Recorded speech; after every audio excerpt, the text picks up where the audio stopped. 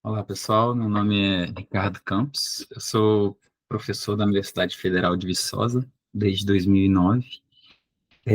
Sou do Departamento de Biologia Geral e tenho minha área de pesquisa focada em ecologia e conservação da biodiversidade.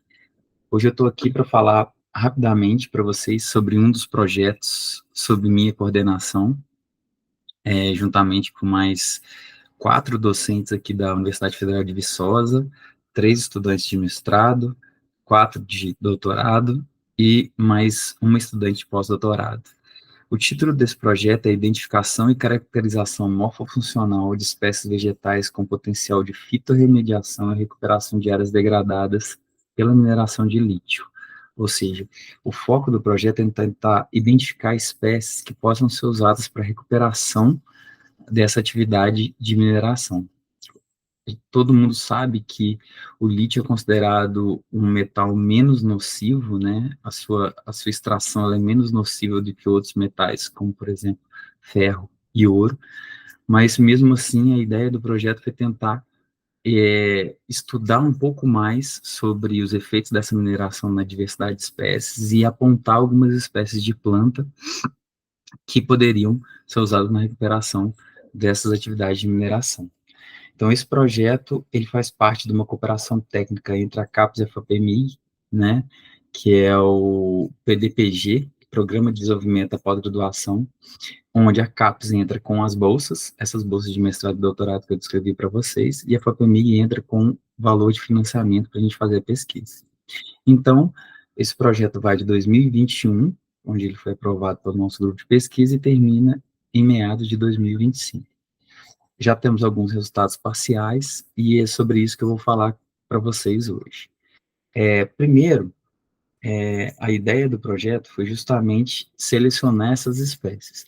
Mas na medida em que a gente foi pesquisando, a gente viu que, além das plantas, a gente também poderia incluir animais nessa pesquisa.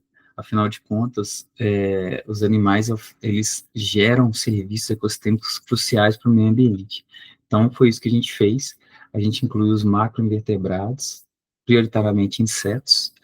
E, então, além das plantas, a gente estudou formigas, cupins e besouros.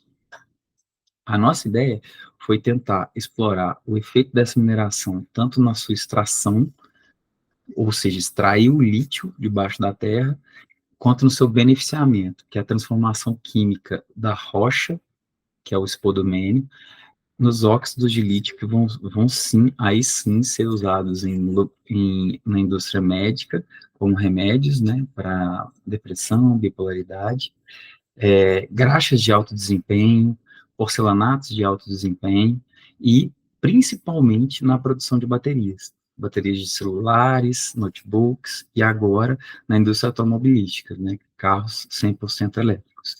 Então, a ideia foi tanto explorar a planta química, que é a planta de mineração, quanto a planta física, que é do beneficiamento.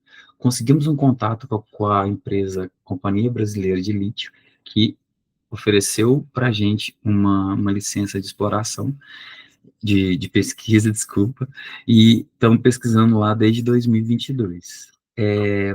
Os principais resultados até o momento indicam que algumas espécies conseguem tolerar melhor do que outras o principal rejeito da parte química, ou seja, o silicato de alumínio. Na parte química, que vou começar do começo, a exploração do lítio começa numa mineração que a CBL é feita em Araçuaí, então ela explora isso por minas subterrâneas, então através de equipamentos ela minera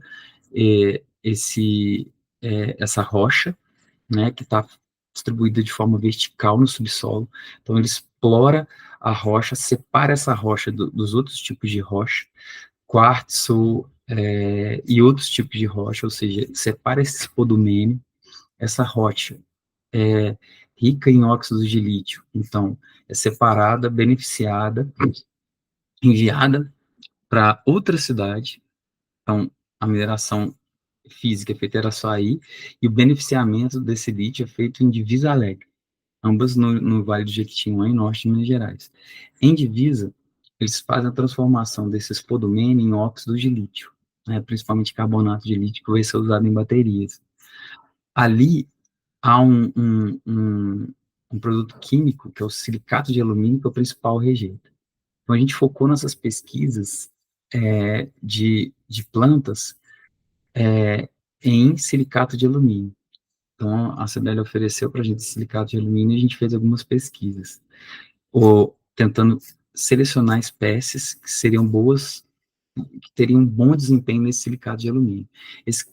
Primeiro, a gente, claro, analisou o silicato de alumínio e viu que esse silicato de alumínio, ele realmente não é tóxico, tá? Ou seja, nossos resultados parciais indicam que o rejeito, esse silicato não apresenta metais pesados, tá? E ele tem até uma quantidade razoável de macronutrientes, então essa é a primeira boa notícia.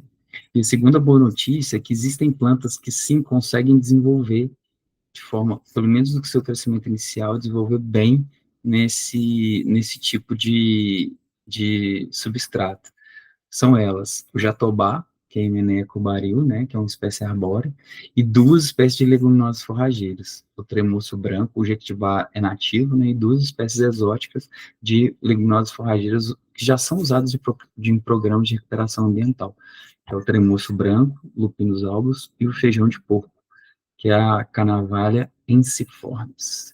Além disso, além das plantas, a gente também investigou o efeito do empilhamento desses resíduos gerados pela essa mineração de líquido sobre a biodiversidade de insetos, como formigas, besouros e cupins. E também sobre os serviços ambientais prestados por esses insetos.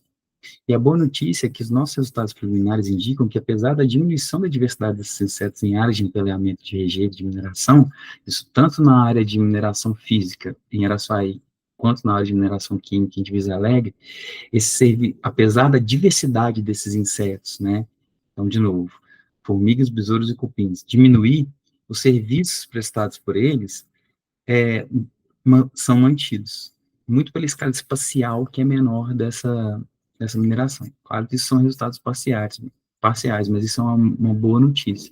Ou seja, serviços como biotubação do solo, decomposição da matéria orgânica e dispersão de sementes aparentemente são mantidos nessas áreas. Tá?